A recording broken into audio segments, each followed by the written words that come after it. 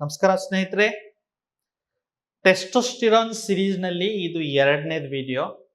Testosterone ಯಾಕೆ low ಆಗ್ತಾ ಇದೆ ಅಂತ ನಾನು ಫಸ್ಟ್ ವಿಡಿಯೋನಲ್ಲಿ ಆಲ್ರೆಡಿ ಹೇಳಿದ್ದೀನಿ.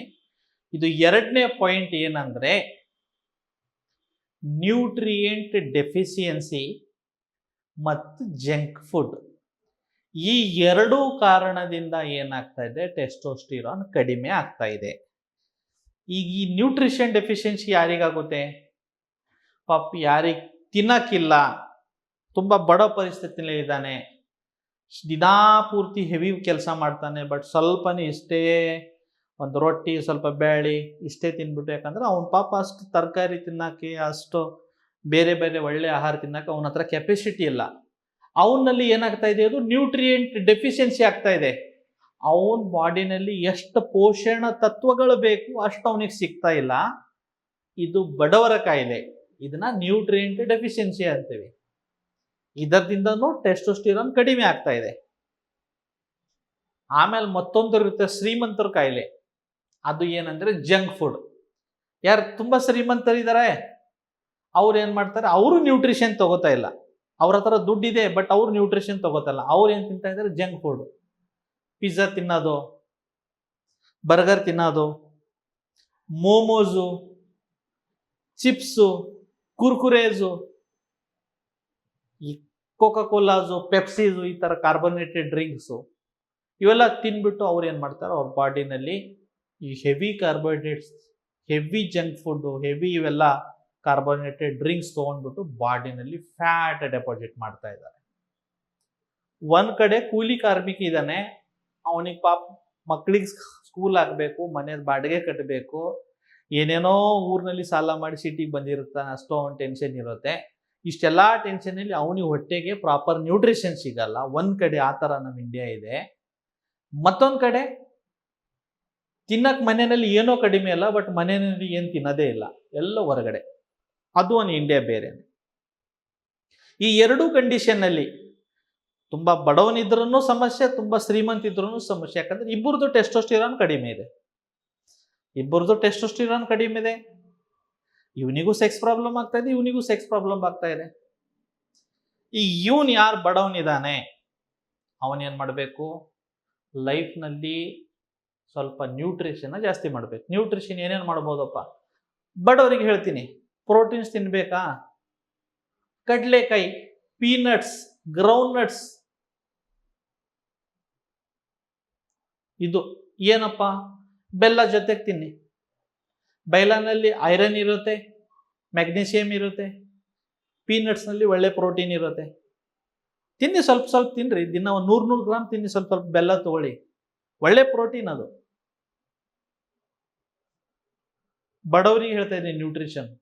ಡೈಲಿ ಒಂದು 2 ಬಾಯ್ಲ್ಡ್ ಮೊಟ್ಟೆ ತೊಂದು, ಏನಂದ್ರೆ ಒಂದು 6 ರೂಪಾಯಿನೋ 7 ರೂಪಾಯಿ ಒಂದು ಮೊಟ್ಟೆ. ಇವಾಗ ನೀವು ಅಲ್ಲಿ ಬಾರ್ಗೆ ಹೋಗ್ಬಿಟ್ಟು 100 ರೂಪಾಯಿದು ಶರಿ ಕುಡಿತೀರಿ, ಒಂದು ದಿವ್ಸಿಗೆ ಒಂದು 50 ರೂಪಾಯಿದು 100 ರೂಪಾಯಿದು ವಿಮಲು ಅವು ಗುಟ್ಕಾ ತಿಂತೀರಿ, ಅಥವಾ ಅದು ಬೀಡಿ ಕುಡಿತೀರಿ, ಬೀಡಿ ಸೇರ್ತೀರಿ. ಅವೆಲ್ಲ ಮಾಡಿ ದಿನ ಒಂದು 150-200 ರೂಪಾಯಿ ವೇಸ್ಟ್ ಮಾಡ್ತೀರಲ್ಲ. ಆ 200 ರೂಪಾಯಿದು ನೀವು ಒಳ್ಳೆ ರೀತಿ ಅಂಶ ಏನಪ್ಪ, ಡೈಲಿ ಒಂದು 2 ಬಾಯ್ಲ್ಡ್ ಮೊಟ್ಟೆ, ಸ್ವಲ್ಪ ಇಷ್ಟು ಬಾದಾಮಿ, ಒಂದು 2 ಖರ್ಜೂರ, ಇಷ್ಟು ತಿಂದ್ರೆ ಎಷ್ಟು ಒಳ್ಳೇದಾಗುತ್ತೆ ನಿಮ್ಮ ಆರೋಗ್ಯ. ಯಾಕಂದ್ರೆ ಇಡೀ ದಿನ ನೀವು ಫುಲ್ ಹೆವಿ ವರ್ಕ್ ಮಾಡ್ತೀರಾ, ಮೂಟೆ ಎತ್ತೀರಾ, ಒಂದ್ ಕಡೆಯಿಂದ ಬೇರೆ ಕಡೆಗೆ ವೇಟ್ ಶಿಫ್ಟಿಂಗ್ ಮಾಡ್ತೀರಾ, ನಿಮ್ಮ ಬಾಡಿಗೂ ಎನರ್ಜಿ ಬೇಕು. ಸೊ ಇಡೀ ದಿನ ಕೆಲಸ ಮಾಡಿ ಬಾಡಿ ಸುಸ್ತಾಗಿರುತ್ತೆ, ನೋವು ಆಗ್ತಾ ಇರುತ್ತೆ, ಪೇನ್ ಕಿಲ್ಲರ್ ತೊಗೊಳಕ್ಕಿಂತ ಕುಡಿದ್ಬಿಟ್ಟು ರಾತ್ರಿ ಮಲಗ್ತೀರಾ, ನೋವು ಆಲ್ಕೋಹಾಲ್ ಇದರಲ್ಲಿ ಹೋಗ್ಬಿಡುತ್ತೆ. ಬಟ್ ಅದು ಸದ್ಯಕ್ಕೆ ನಿಮ್ಮ ಏಜ್ ಕಡಿಮೆ ಇದೆ, ನಿಮಗೆ ಏನು ಫೀಲ್ ಆಗ್ತಾ ಇಲ್ಲ. ಬರ್ತಾ ಬರ್ತಾ 55-60 ಆದಮೇಲೆ ಬೆಂಡ್ ಆಗಿಬಿಡ್ತೀರಿ. ನೀವು ನೋಡಿ ಎಷ್ಟು ಜನ ಕೂಲಿ ಕಾರ್ಮಿಕರು ಇದಾರಲ್ಲ, 55-60 ಆದಮೇಲೆ ಅವ್ರ ಕಾಲು ಹಿಂಗೆ ಬೆಂಡ್ ಆಗ್ಬಿಡುತ್ತೆ, ಹಿಂಗೆ ನಡೀತಾರೆ. ಯಾಕಂದ್ರೆ ಪಾಪ್ ಬಾಡಿಗೆ ನ್ಯೂಟ್ರಿಷನ್ ಕೊಟ್ಟಿಲ್ಲ ಸರಿಯಾಗಿ. ಸೊ ಸ್ವಲ್ಪ ನೀವು ಎಷ್ಟು ಗಳಿಸಿದ್ರೆ ಅದರಲ್ಲಿ ಒಂದು 5% ಅಥವಾ 2% ಮಾತ್ರ ನಿಮ್ಮ ಹೆಲ್ತ್ ಮೇಲೆ ಹಾಕಿ, ತೊಂದರೆ ಇಲ್ಲ. ನೀವು ಚೆನ್ನಾಗಿದ್ದೀರಾ, ನಿಮ್ಮ ಫ್ಯಾಮಿಲಿ ಚೆನ್ನಾಗಿರುತ್ತೆ, ನೀವು ಚೆನ್ನಾಗಿದ್ದೀರಾ, ಇಡೀ ಮನೆ ಚೆನ್ನಾಗಿರುತ್ತೆ. ಸೊ ಫಸ್ಟು ನೀವು ನಿಮ್ಮ ಎಲ್ಲ ಕಮಿಟ್ಮೆಂಟ್ ಜೊತೆಗೆ ಹೆಲ್ತ್ನ ಸ್ವಲ್ಪ ಗಮನ ಕೊಡಿ. ಇದು ಬಡವರದಾಯಿತು. ಈಗ ಸಾಹುಕಾರ ಕಡೆ ಹೋಗೋಣ, ಶ್ರೀಮಂತರ ಬಗ್ಗೆ.